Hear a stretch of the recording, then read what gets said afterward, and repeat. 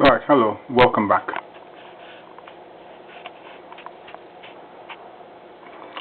Now what we want to look at is outcome 2, unit 313 or 613 in some cases, okay? And as you can see, you can read that for yourselves, okay? Now, what I'm going to do now is to move up, okay, so you can see what's happening and what you're required to do. Now, this is simply asking you now to complete a risk assessment and method statement. Now, you've done this already earlier in 311, so it should not be a problem.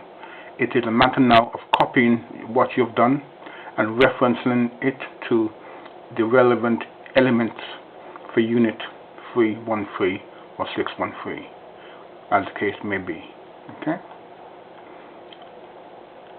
Now don't try to rush it, okay? You need to put it in order so that it follows and flows quite nicely. Okay?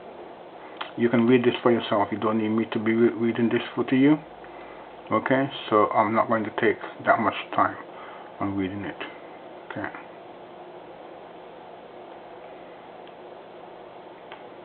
Okay, and here we go down to 2.2. Okay? Follow procedures to confirm that work is being completed in accordance with health and safety legislations and industrial standards. Okay? Again, what this means here, asking you to do is to, if you have complied with health and safety when doing the job you have been doing, okay? Confirm your safe systems of work. Again, you have done a safe system of work. Use it, okay? It hasn't gone anywhere. It is there, okay?